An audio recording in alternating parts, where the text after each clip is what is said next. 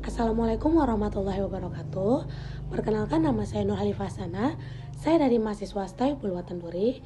Baik, saya di sini akan menjelaskan sedikit tentang proses perkembangan, psikologi pendidikan, dan hubungannya dengan proses pembelajaran. Yang pertama yaitu, belajar merupakan suatu aktivitas psikis atau mental yang berlangsung dalam interaksi aktif dalam lingkungan yang menghasilkan dalam diri seorang anak, baik dalam pemahaman, keterampilan, dan sikap. Perubahan itu relatif konstan dan terbatas. Perumusan itu berlaku bagi segala macam kegiatan belajar dan tidak terbatas pada salah satu bentuk tertentu. Setiap kegiatan belajar akan menghasilkan suatu perubahan pada anak. Yang A, definisi perkembangan dan faktor yang mempengaruhinya. Perkembangan atau development adalah proses atau tahapan pertumbuhan ke arah yang lebih maju. Pertumbuhan sendiri berarti tahapan peningkatan sesuatu dalam hal jumlah, ukuran, dan arti pentingnya. Pertumbuhan juga dapat berarti sebuah tahapan perkembangan, a state of development. Dalam Dictionary of Psychology dan The Penguin Dictionary of Psychology, arti perkembangan pada prinsip adalah tahapan-tahapan perubahan yang progresif yang terjadi dalam rentang kehidupan manusia dan organisme lainnya. Adapun faktor-faktor yang mempengaruhi perkembangan yaitu ada 3. Yang pertama ada aliran nativisme, yang kedua ada aliran empirisme, dan yang ketiga ada aliran konvergensi. Aliran nativisme, yaitu para ahli menganut aliran ini bahwa perkembangan manusia itu ditentukan oleh pembawaannya, sedangkan pengalaman dan pendidikan tidak berpengaruh apa-apa. Sedangkan aliran empirisme, yaitu doktrin tabula rasa, menekankan arti penting pengalaman, lingkungan, dan pendidikan dalam arti pendidikan manusia itu semata-mata bergantung pada lingkungan dan pengalaman pendidikannya. Sedangkan bakat dan pembawaan sejak lahir dianggap tidak ada pengaruhnya. Aliran konvergensi, yaitu aliran ini menggabungkan arti penting hereditas atau pembawaan dengan lingkungan sebagai faktor-faktor yang berpengaruh dalam perkembangan manusia. Faktor pembawaan tidak berarti apa-apa jika tanpa faktor pengalaman. Yang B, ada perkembangan psikofisik dan hukum perkembangan. Perkembangan fisik ditunjukkan dengan adanya perubahan kuantitatif dan struktur tulang belulang, indeks tinggi dan berat badan. Berat badan, tinggi badan pada waktu lahir umumnya sekitar 3 atau 4 kilo dan 0,60 cm. Masa kanak-kanak sekitar 12 sampai 1 kilo dan 90 sampai 120 cm.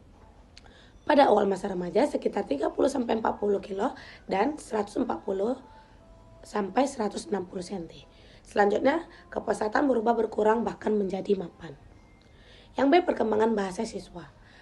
Mengkodifikasikan, mencatat dan menyimpan berbagai hasil pengalaman, pengamatan, observasinya berupa kesan dan tanggapan, informasi, fakta dan data, konsep atau pengertian, dalil atau kaidah, sampai kepada bentuk ilmu pengetahuan.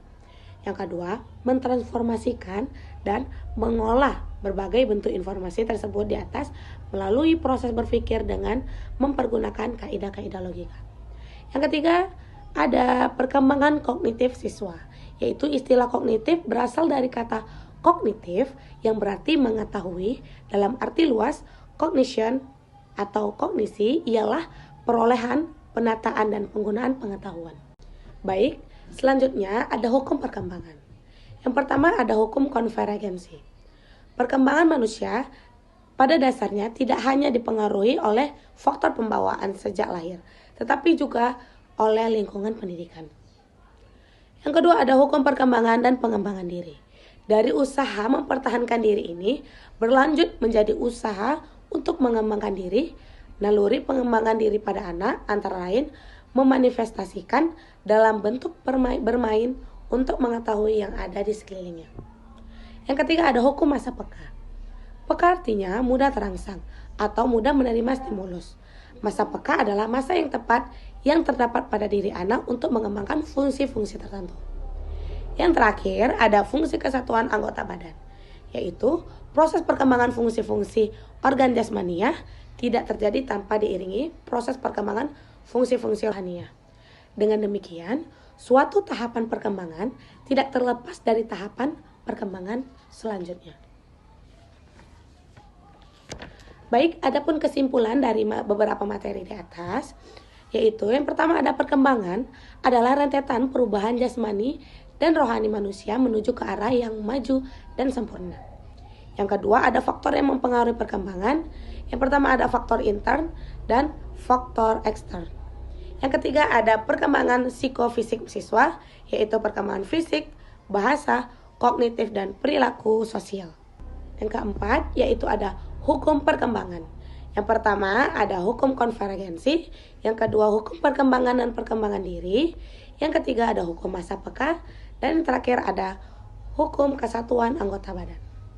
Sekian yang dapat saya sampaikan. Mohon maaf apabila ada kesalahan. Wabillahi taufiq wal hidayah. Wassalamualaikum warahmatullahi wabarakatuh.